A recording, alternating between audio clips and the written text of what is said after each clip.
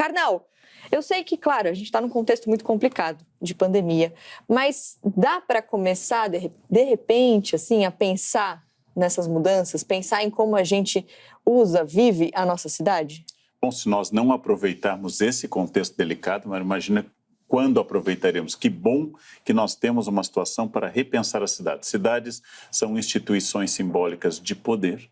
E como a gente pensa circulação de pessoas e mercadorias, estéticas e investimentos, tem a ver com uma concepção de poder. Faz séculos que as pessoas fazem cidades ideais. A Ilha da Utopia, de Thomas More, a Cidade do Sol, de Campanella. A gente faz cidades ideais. Eu estudei muitos projetos derrotados do concurso de Brasília.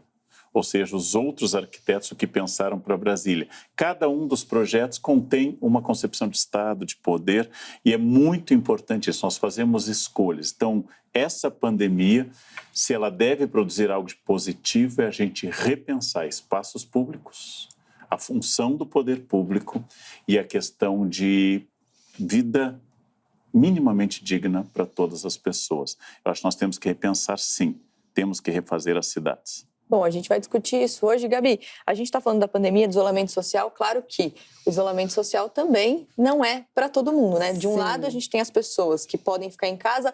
Algumas pessoas até procuraram casas fora das cidades, a gente também vai falar sobre isso hoje. Do outro lado, as pessoas que não têm essa opção, que precisam sair para trabalhar, pegar transporte público, se expor.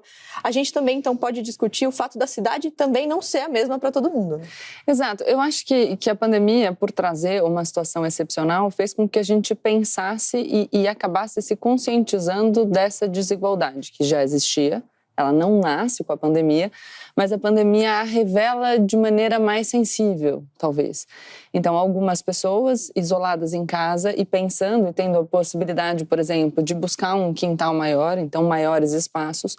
Outras pessoas que ou conseguiram se isolar em espaços muito pequenos, nos quais o isolamento, inclusive, se mantém de alguma maneira ineficaz, porque as pessoas estão aglomeradas dentro de uma casa de um cômodo, por exemplo.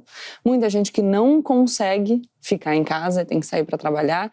E aí, quando você fala de transporte, acho que todo mundo também repensou as escolhas que fazia. Então, a gente vivia um momento na construção dos edifícios, nos quais os espaços individuais iam diminuindo e a gente ia aumentando os espaços coletivos. Então, a lavanderia era do condomínio, a área de lazer do condomínio, muitos espaços de convívio.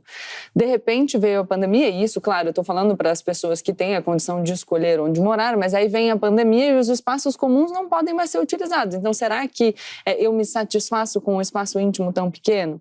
Em relação ao transporte, eu abandono o meu veículo, porque hoje não só eu tenho transporte público, como eu tenho os aplicativos, por exemplo.